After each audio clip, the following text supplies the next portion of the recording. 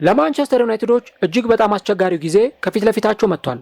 በቀጣዮቹ ሳምንታት ላይ በአፍሪካ ዋንጫ ምክንያት ወሳኝ ተጫዋቾቻቸውን የማያገኙ ይሆናል። ከዚህም ባለፈ ማንቸስተር ዩናይትድ በቦክሲንግ ዴይ ጨዋታዎች ላይ የእነዚህን ወሳኝ ተጫዋቾቹን ግልጋሎት አያገኝም።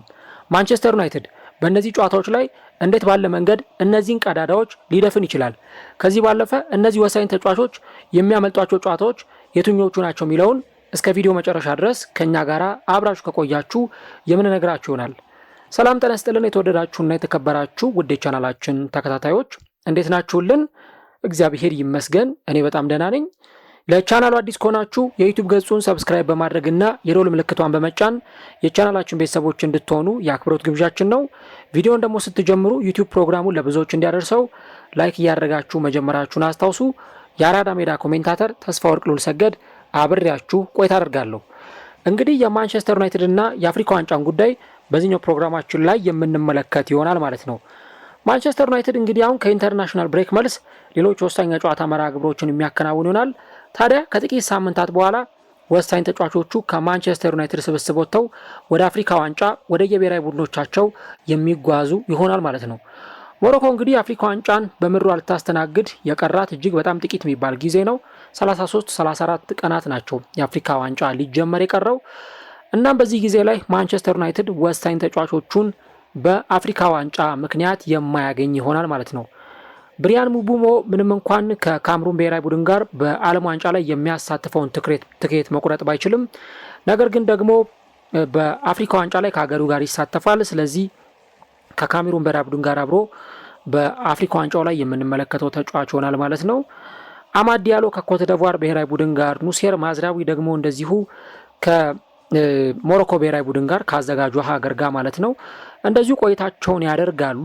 እነሱ ጨዋታቸውን በሚያከናውኑበት ጊዜ ማንቸስተር ዩናይትድ የፈረንጆቹን ገና በሚያከብርበት ሰሞን የበዓል ሰሞን ወይም የቦክሲንግ ዴይ ጨዋታዎችን የሚያከናውኑበት ወቅት ላይ ነው የእነዚህን ተጫዋቾች ግልጋሎት የማያገኘው ማለት ነው። እንግዲህ ለተጫዋቾች በተለይም ለአፍሪካውያን ተጫዋቾች እንደሚታወቀው የአፍሪካ ዋንጫ ላይ መሳተፍ፣ የአፍሪካ ዋንጫን ማሸነፍ፣ በአፍሪካ ዋንጫ ላይ ውጤታማ መሆን ምንም ጥያቄ ምልክት ውስጥ የሚገባ ጉዳይ አይደለም። በጣም የሚፈልጉት እዛ ውድድር ላይ ውጤት ለማምጣት የሚመኙበትም የእግር ኳስ መድረክ ነው ብሎ መናገር ይቻላል። ከዚህ ባለፈ ግን በተለይ አሁን እንደ ብሪያን ሙቤሞ ለማንቸስተር ዩናይትድ እየሰጡ ያሉት ግልጋሎት እንደው በምንም የሚተካ እንዳልሆነ በተደጋጋሚ ጨዋታዎች ላይ እያየን እንገኛለን እና አሁን እንግዲህ የቀረው ቢያንስ አንድ ወር ገደማ ነው ያለው። ምናልባት የብሔራዊ ቡድን ስብስብ ደግሞ አሁን መጠራት ይጀምራል። ሀገራት ለተጫዋቾች ጥሪ ማድረግ ይጀምራሉ። የዛኔ የአፍሪካ ዋንጫ ውድድር ከመጀመሩ ከአንድ ሳምንት ከሁለት ሳምንት ቀደም ብለው ወደ ካምፕ እንዲሰበሰቡ ይጠበቃል። ስለዚህ እነዚህም ተጫዋቾች ቀድሞ ውድድሩ ከመጀመሩ ከአንድ ሳምንት ከሁለት ሳምንት ቀደም ብለው ነው ወደ አፍሪካ ዋንጫው የሚያቀኑት ማለት ነው። ለምሳሌ ብሪያን ሙቡሞ የምትመለከቱት በ11ዱም የእንግሊዝ ፕሪሚየር ሊግ ጨዋታዎች ላይ በማንቸስተር ዩናይትድ መሰለፍ የቻለ ተጫዋች ነው። እንግዲህ በቀኙ መስመር ላይ እንዲሁ ደግሞ የ10 ቁጥር ሚናን ተጫዋቹ ሲወጣ እንደነበረ ስናይ ቆይተናል። ከዛ በተጨማሪ ደግሞ ኑሴር ማዝራዊ የቀኝ ተመላላሽ ወይም ደግሞ የራይት ዊንግ ባክ ሆኖ በማንቸስተር ዩናይትድ ሲጫወት የምናውቀው ተጫዋች ነው። አማድ ዲያሎ ደግሞ በማንቸስተር ዩናይትድ በተከታታይ ጨዋታዎች ላይ በቋሚነት እየጀመረ የሚገኝ ተጫዋች ነው ማለት ነው። ስለዚህ እነዚህ ወሳኝ ተጫዋቾችን በአፍሪካ ዋንጫ አለማግኘት ማለት አማድ አሁን በማን ሊተካ ይችላል? ብሪያን ሙቡሞ በማን ሊተካ ይችላል? እነዚህ በጣም የሚያጠያይቁ ጉዳዮች ናቸው። አሁን የማንቸስተር ዩናይትድ የፊት መስመር በጣም ሳስቷል ማለት ይቻላል። ምክንያቱም የሆኑ ምክንያቶችን ልንጠቅስ እንችላለን። ቤንያሚን ሼሽኮ ጉዳት ላይ ነው። ማሰን ማውንት የሚጎዳባቸው ጨዋታዎችና የሚያመልጡት ጨዋታዎች ይኖራሉ። ተመልሶ ወደ ሜዳ ሲመጣ የምንመለከትባቸው ጊዜያት ይኖራሉ። ማቴዎስ ኩኛ አለ። ከዛ ምናልባት ጆሹዋ ዜርክዚን ልናነሳ እንችላለን። ግን ይሄ በቂ ነው ወይ? በተለይ እነ ብሪያን ሙቡሞ እና አማድን ለሚያጣው ቡድን በቂ ነው ወይ? በቂ ሪሶርስ አለው ወይ የሚለውን ነገር እዚህ ጋር ማንሳት በጣም አስፈላጊ ነገር ነው። አሰልጣኙ ሩበን አሞሪምም ይህንን ጉዳይ በተመለከተ ሀሳቡን ሰጥቶ ነበር እና ያው በተወሰነ መንገድ ስትራግል ማድረጋችን መቸገራችን አይቀርም። ነገር ግን ደግሞ ነገሩን ቀድመን ስለምናውቀው ያንን ነገር ለማስተካከል እድሎችን እንፈጥራለን ብሎ ነበር በባለፈው ወር ላይ አስተያየቱን የሰጠ የነበረው። አሁን በዚህ በአፍሪካ ዋንጫ ምክንያት ማንቸስተር ዩናይትዶች ምን አይነት አደጋ ሊገጥማቸው ይችላል እና ደግሞ ያንን እንዴት አድርገው ሊያስተካክሉት ይችላሉ የሚለውን ነገር አብረን እንመለከታለን። እንግዲህ እነዚህ 3 ተጫዋቾች ከካምሩን ከኮት ደቯር እና ከሞሮኮ ብሔራዊ ቡድኖች ጋር አብረው በአፍሪካ ዋንጫ 2025 ውድድር ላይ የሚሳተፉ ይሆናል። እንደው ቦክሲንግ ዴይን አነሳን እንጂ ምናልባት ብሔራዊ ቡድኖቹ እስከ መጨረሻው የውድድሩ ቆይታ ድረስ የሚዘልቁ ከሆነ ምናልባት እስከ ሩብ ፍጻሜ፣ እስከ ግማሽ ፍጻሜ፣ እስከ ፍጻሜ ድረስ መድረስ የሚችሉ ከሆነ ምናልባትም ደግሞ ለማንቸስተር ዩናይትድ ጥሩ ላይሆን ይችላል። ቢያንስ እስከ የካቲት ወር ድረስ ከአንድ ወር ጊዜ በላይ ማለት ነው። ያው ከውድድሩ በፊት 1 ሳምንት 2 ሳምንት ይቆያሉ። ከዛ ደግሞ ውድድሩ ላይ 1 ወር እንኳን ቢያሳልፉ እስከ ፍጻሜው ቢደርሱ ከዛ ደግሞ ከ1 ወር ጊዜ በኋላ እንደገና ቶርናመንቱ ካለቀ በኋላ ቢያንስ የተወሰኑ ቀናት ረፍት ይወስዳሉ። ኦልሞስት ወደ 2 ወር ለሚጠጋ ጊዜ ወደ 6 ሳምንት ወደ 7 ሳምንታት አካባቢ የእነዚህን ተጫዋቾች ግልጋሎት አያገኙም ማለት ነው። ደግሞ የሚገርመው 3ቱም ተጫዋቾች የትልልቅ ብሔራዊ ቡድኖች ተጫዋቾች ናቸው እንደምታውቁት። ለምሳሌ ሙቡሞን ብትመለከቱ የካምሩን ብሔራዊ ቡድን ተጫዋች ነው። ካምሩን እስከ ግማሽ ፍጻሜ እስከ ሩብ ፍጻሜ አትደርስም ብለን እርግጠኛ ሆነ መናገር አንችልም።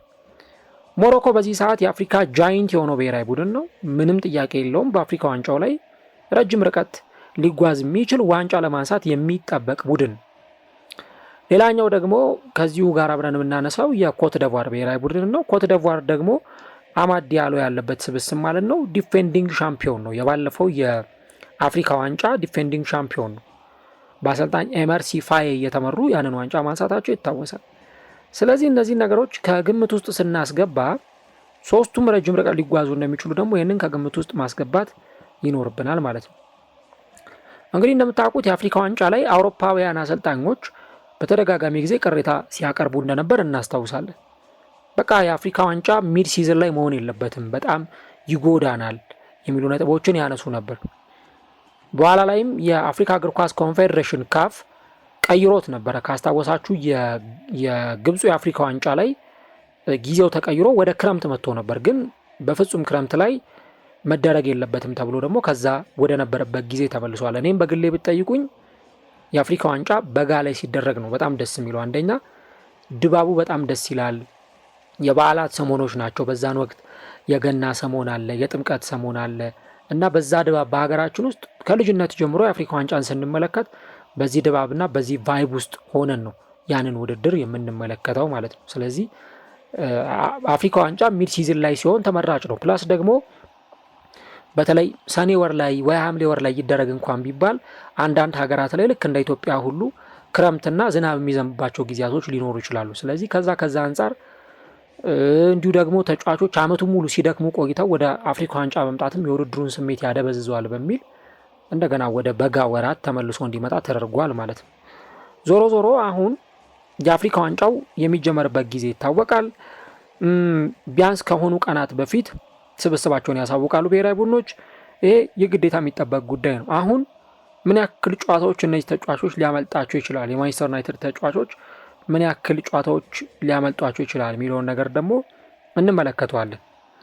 እንግዲህ እነዚህ ተጫዋቾች ከማንቸስተር ዩናይትድ ጋር ሊያመልጧቸው የሚችሉትን ጨዋታዎች ስንመለከት የአፍሪካ ዋንጫው ከተጀመረበት ጊዜ አንስቶ ብቻ ሳይሆን የአፍሪካ ዋንጫው ከመጀመሩ ከ1 ሳምንት ከ2 ሳምንት አስቀድሞ ቅድም እንዳልኳችሁ እነዚህ ተጫዋቾች በዚህ ስብስብ ውስጥ አይኖሩም።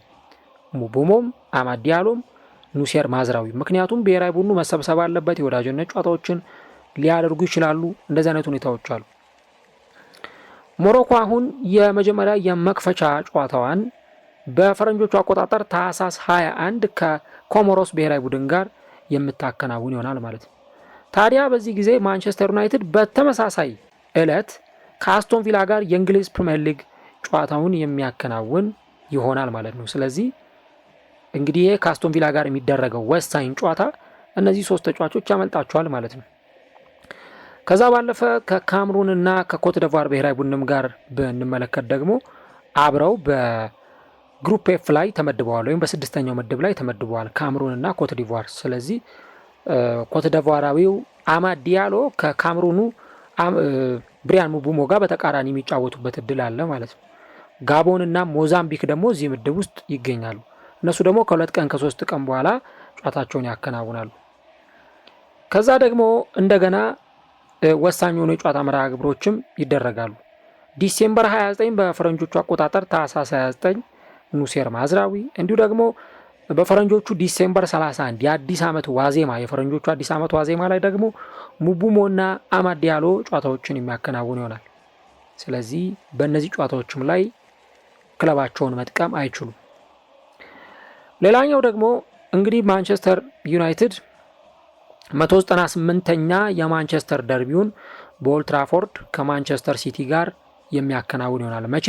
ጥር 18 ጃንዋሪ 18 ነው ይህንን ጨዋታ የሚያከናውነው። እንግዲህ በዚህ ወቅት ላይ ገና አፍሪካ ዋንጫውም አልተጠናቀቀም። እንደምታስታውሱት ዩናይትድ የመጀመሪያ ጨዋታውን 3 ጎሎች ተቆጥረውበት ተሸንፎ ነበር። አሁንም በዚህ በኦልድ ትራፎርዱ ጨዋታ ላይ ምን አይነት የጨዋታ እንቅስቃሴ ሊኖር ይችላል የሚለው ጉዳይ ይጠበቃል።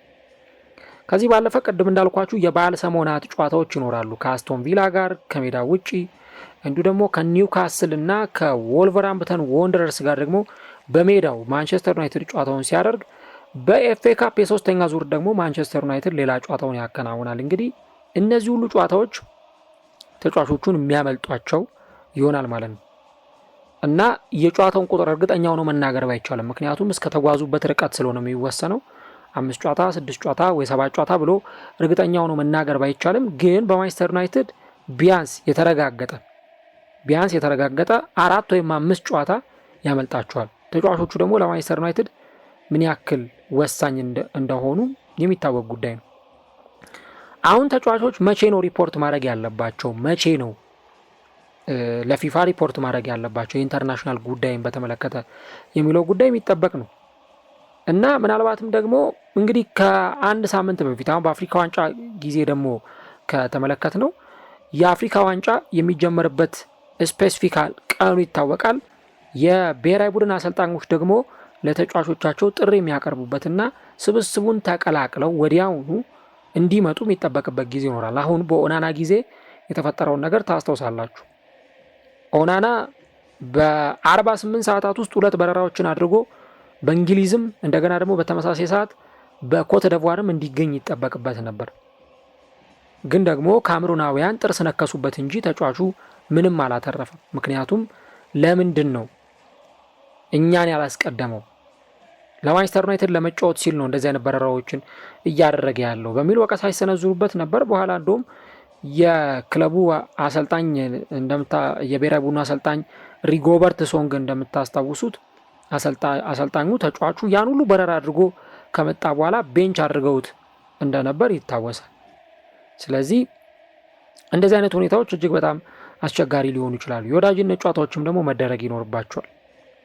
ዞሮ ግን የአፍሪካ ዋንጫው ቅድም እንዳልኳችሁ በፈረንጆቹ ታህሳስ 21 የሚጀመር ይሆናል። ታህሳስ 21 የኑሴር ማዝራዊው ሀገር ሞሮኮ ከኮሞሮስ ጋር ቅድም በነገርኳችሁ እለት ጨዋታቸውን ካከናወኑ በኋላ የአፍሪካ ዋንጫው 1 ብሎ ይጀምራል ማለት ነው። ስለዚህ ቢያንስ ከዲሴምበር 8 ጀምሮ ከታህሳስ 8 ጀምሮ ማለትም እንግዲህ አሁን ባለን የቀን አቆጣጠር ስናየው ኖቬምበር 18 ላይ ነው የምንገኘው። ከኖቬምበር 18 ጀምሮ ያለው የጊዜ ጋፕ 20 ቀን ብቻ ነው። ስለዚህ ማንቸስተር ዩናይትድ ከዚህ በኋላ እነዚህን ተጫዋቾቹን የሚያገኘው ለ2 ሳምንታት ብቻ ነው ማለት ነው። ኦልሞስት ለ2 ሳምንታት ለሚጠጋ ጊዜ። ከዛ በኋላ ቅድም ያነሳ ነው የወልቭሱ ጨዋታ፣ የኒውካስሉ ጨዋታ፣ የማንቸስተር ሲቲው ጨዋታ እነዚህን ተጫዋቾች ሲያመልጣቸው እናያለን ማለት ነው እና እንግዲህ የካፍም አስተሳሰብና አቋም ይታወቃል። አሁን በተለይ የሚደነቁ ነገሮች አሉ። ፓትሪስ ሞትሴፔ የአፍሪካ እግር ኳስ ኮንፌዴሬሽን ወይም ደግሞ የካፍ ኃላፊ ሆነው እዚህ ቦታ ላይ ከተሾሙ በኋላ እያደረጉ የሚገኙት ነገር እጅግ በጣም አስገራሚ ነው። በተለይ የአህጉሪቱን እግር ኳስ ከመቀየር አንጻር የአህጉሪቱን እግር ኳስ እንዲሻሻል ከማድረግ አንጻር እየሰሩ ያሉት ስራ እጅግ በጣም የሚያስገርም ነው። ምናልባትም እስቲ ቀጣዩ ጊዜ ላይ ፈጣሪ ቢፈቅድ የአፍሪካ ዋንጫ ሲጀመር የዛን ጊዜ ሰፋ ያሉ ትንታኔዎችን ስለምንሰጥ የዛኔ እስቲ አብረን እንመለከተዋለን ምን አይነት ነገሮች ሊኖሩ ይችላሉ ከሚለው ጉዳይ ጋር። ግን ካፍም ደግሞ በእንደዚህ አይነት ጉዳይ ላይ በፍጹም የሚደራደር አይደለም። በቃ ሰዓቱ ይቀየር ተብሎ ነበር፣ ለማስቀየር ሞክረዋል፣ አልተሳካም። ቀደም ያልኳችሁ የኦናና ኬዝ የሚመጣው በእንደዚህ አይነት ሁኔታ ነበር። እንግዲህ የፌካፉት ወይም ደግሞ የካምሩን እግር ኳስ ፌዴሬሽን እና ማንቸስተር ዩናይትድ መካከል ንግግሮች ነበሩ። እናም ማንቸስተር ዩናይትድም በካምሩን እግር ኳስ ፌዴሬሽን ያንን ነገር ማክሲማይዝ ለማድረግ በነበራቸው እሳቤ መሰረት የተስማሙበትን ሁኔታ እንደነበር እናስታውሳለን። ኦናና የካምሩንን ስኳድ የተቀላቀለው ጥር 15 ነበረ በፈረንጆቹ አቆጣጠር ማለት ነው። ማንቸስተር ዩናይትድ ደግሞ ከቶተናም ጋር ጨዋታ ነበረበት፣ 2-2 የተጠናቀቀ ጨዋታ። ወዲያውኑ ደግሞ በረራ አድርጎ ከጊኒ ጋር 1-1 በተለያዩበት ጨዋታ ላይ ነበረ ወደ አይቮሪ ኮስት ካፒታል ያማሶክሮ ከተማ ተጫዋቹ የደረሰው። ነገር ግን ቅድም እንዳልኳቸው አሰልጣኙ ሪጎበርት ሶንግ እዛ ድረስ ተጫዋቹ በረራ አድርጎ ከመጣ በኋላ ተጫዋቹን ሊያሰልፈው ፈቃደኛ አልሆነም እና እሳቸውም ሪጎበርት ሶንግም የቀድሞ የካምሩን ተጫዋች እንደነበር ታስታውሳላችሁ። እሱም ሲጠየቅ እንዴ ለ11 ሰዓት ጨዋታ እንዴት ነው 10 ሰዓት አንድ ተጫዋች የሚመጣው እና ይሄ ሎጂካል ጉዳይ ነው ወይ የሚል ነጥብ ነበር የተነሳውና እኔ አልመክርም። እውነት ለመናገር እንደው ክለቦች ራስ ወዳድ ካልሆኑ በስተቀረ አንድ ተጫዋች ሀገራዊ ግዴታ ካለበት ሀገራዊ ግዴታውን ነው ማስቀደም ያለበት እና ደግሞ ቅድም እንዳልኳቸው አፍሪካ ዋንጫ ተጫዋቾች በጣም በቃ ሊሳተፉበት የሚጓጉለት መድረክ በቃ ሚስ ማድረግ ማጣት የማይፈልጉት መድረክ እና በዚህ መድረክ ላይ መሳተፍ እየፈለጉ ነገር ግን ክለባቸው የነሱን ጥቅም አሁን የዛኔ ኦናና ባይኖር ሌላ ግብ ጠባቂ ነበር፣ አልታይ ባይንዲር ነበር። ግን ባይንዲርንም ዩናይትድ መጠቀም አልፈለገም እና ልጁ አስቡት እዛ ድረስ ሄዶ ያን ጨዋታ ለማከናወን ያን ሁሉ ርቀት አቋርጦ ከእንግሊዝ ወደ ኮት ደቯር ወደ ምዕራብ አፍሪካ መጥቶ ግን ምንም ነገር ሳያገኝ መመለስ ኢቭን አለመሰለፉ ራሱ የመጀመሪያው ጨዋታ ላይ ተጫዋቹን በተወሰነ መንገድ አስኮርፎት ነበርና እንደዚህ አይነት ነገሮች መነሳታቸው ብዙም አይቀሬ አይመስልም። እንግዲህ አሁን ሩበን አሞሪም ምን አይነት አማራጮች አሉት እነዚህን ተጫዋቾች ለመተካት ነው ትልቁ ጥያቄ። አሁን ሙቤሞን አማድና ማዝራዊ እንደሌሉ አስቡትና እነዚህ ሶስቱም የመጀመሪያ ተመራጭ ተጫዋቾች ናቸው። በተለይ ሁለቱም ሙቤሞና አማድ በበዓል ሰሞን ጨዋታዎች ማን ሊተካቸው ይችላል? ይሄ እንግዲህ የአሰልጣኙ ከፍተኛ የቤት ስራ ይሆናል ማለት ነው። እንግዲህ አሰልጣኙ ሩበን አሞሪም እንደተናገረው በልምምድ ሜዳ ላይ እንደተመለከትኩት አንዳንድ ተጫዋቾች እነዛ ቦታዎች ላይ መጫወት እንደሚችሉ አይቻለሁ፣ ነገር ግን ለመወሰንም በጣም አስቸጋሪ ነው የሚል ነጥብ አንስተዋል። ከዚህ በተጨማሪ ምናልባት ዲዮጎ ዳሎ በዚህ ቦታ ላይ መጫወት ይችላል፣ በኑሴር ማዝራዊ ቦታ ላይ ግን የምራ አጥጋቢ ነው ወይ?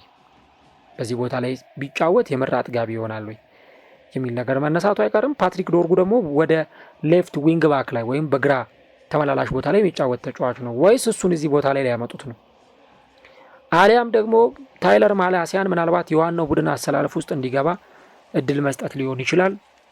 ምናልባት ይህም ካልሆነ ታዳጊውን በባለፈው የክረምቱ የዝውውር መስኮት ማንቸስተር ዩናይትድን ከኬሮ ፖርቴኖ የተቀላቀለው ፓራጓያዊውን ተጫዋች ዲዮጎ ሊዮንን የማሰለፍ እድል ሊሆን ይችላል። ግን በፍጹም አሁን ይህ ተጫዋች ካለው ጫና አንጻር እዚህ ቦታ ላይ መሰለፍ ይችላሉ ራሱን የቻለ ጥያቄ ነው። ለእኔም የሆነ አይነት አይደለም፣ ምክንያቱም ካለው ልምድ አንጻር ከታዳጊነቱ አንጻር ማለት ነው። ከዛ በተጨማሪ ፊት መስመር ላይ እንግዲህ ስንመለከት ምናልባት ለሙቤሞ አሁን ባለው የማንቸስተር ዩናይትድ አሰላለፍ ተመራጩ ተጫዋች ሊሆን የሚችለው ማሰን ማውንት ነው። በብሪያን ሙቡሞ ቦታ ላይ ሊጫወት የሚችለው በግራ መስመር የ10 ቁጥር ቦታ ላይ እንዲጫወትም የሚጠበቀው እሱን ነው። ከዚህ በተጨማሪ እንግዲህ አሰልጣኙ ቶማስ ቱሄል በቼልሲ በነበረበት ጊዜ ተጫዋቹን ያጫወቱበት የነበረው ቦታ ይታወሳል እና ምናልባት ይህን ተጫዋች በዛ በኩል ሊጠቀሙበት ይችል ይሆናል። ከዛ ግን የአማድ ቦታ ደግሞ እንዴት ነው ሊደፈን የሚችለው? ምክንያቱም ተጫዋቹ የማይተካ ሚናን ነው በዚህ ቡድን ውስጥ እየተወጣ የሚገኘው እና አሁን የዚህ ልጅ ቦታ ማን ሊሸፍነው ይችላል? ቤንያሚን ሼሽኮ በተጎዱበት የማንቸስተር ዩናይትድ የመስመር አጥቂዎች ጠቅላላ ከዚህ ክለብ ጋር ተለያይተው ወጥተዋል። ጥሩ ተጫወቱም ጥሩ አልተጫወቱም፣ ፐርፎርማንሳቸው ጥሩም ሆነ ደካማም ሆነ ያለውን ሁኔታ ስትመለከቱት በጣም በጣም ከባድ ነው። አስቡት፣ ሳንቾ በሌለበት፣ አንቶኒ በሌለበት፣ ራሽፎርድ በሌለበት የመስመር አጥቂዎች በሙሉ የሉም። ስለዚህ አሁን ይሄ የአፍሪካ ዋንጫ ምናልባትም የዩናይትድን ሲዝን እንዳያበላሸው በጣም የሚያሰጋ ነው። ይህን ያልኩበት ምክንያት ማንቸስተር ዩናይትድ በነ ብሪያን ሙቡሞ ሲያገኝ የነበረው ጥቅም ይታወቃል። ሙቡሞ በፍጹም የሚተካ ተጫዋች አይደለም፣ በፍጹም የሚተካ ተጫዋች አይደለም በማንቸስተር ዩናይትድ እንግዲህ አስቡት በ11 ጨዋታዎች ላይ ተሰልፎ የተጫወተ እጅግ በጣም አስገራሚ ሚና ያለው በየጨዋታዎቹ ላይ ጎሎችን የሚያስቆጥር አሲስት የሚያደርግ ተጫዋች፣ አማድም በተመሳሳይ። እነዚህን ተጫዋቾች እንግዲህ ቢያንስ በትንሹ ለ3 ሳምንት ቢያንስ ለ1 ወር ጊዜ ማጣት ማለት ማንቸስተር ዩናይትዶች ከሚያደርጉት ግስጋሴና ከሚያከናውኗቸው ጨዋታዎች አንጻር እነዚህን ተጫዋቾች ማጣት ለእኔ ትልቅ ሜስ እንደሆነ ይሰማኛል። ስለዚህ እንግዲህ የአሰልጣኝ ሩበን አሞሪም ውሳኔዎች የሚጠበቁ ናቸው። ምን አይነት ውሳኔዎችን ይወስናሉ? የማንቸስተር ዩናይትድ ስታፍ አባላት እነማንንስ እዚህ ቦታ ላይ በቋሚ 11 ውስጥ ሊጠቀሙ ይችላሉ የሚለው የሚጠበቅ ጉዳይ ነው። እናንተስ እስቲ ምን ሀሳብ አላችሁ? በተለይም ማንቸስተር ዩናይትድ እነማንም ቢያሰልፍ የተሻለ ነው በሶስቱ ተጫዋቾች ቦታ የሚለውን ነጥብ ልታጋሩን ትችላላችሁ። ቅድም እንደነገርኳችሁ የሚወሰነው በአሰልጣኙ የተጫዋቾቹ ቆይታ የሚወሰነው በአፍሪካ ዋንጫ ላይ ረጅም ርቀት እስከተጓዙበት መጠን ነው። ከምድብ ከወደቁ ቶሎ ሊመለሱ ይችላሉ፣ ግን ረጅም ርቀትን ከተጓዙ ደግሞ ረጅም ርቀት ከቡድናቸው ጋር አብረው ሊቆዩ ይችላሉ እና እነዚህ ነገሮችን ማንሳት በጣም አስፈላጊ ይሆናል። እንግዲህ ሩበን አሞሪም ከባዱን የቤት ስራ ደግሞ ከጥቂት ሳምንታት በኋላ መጋፈጥ የሚጀምር ይሆናል ማለት ነው።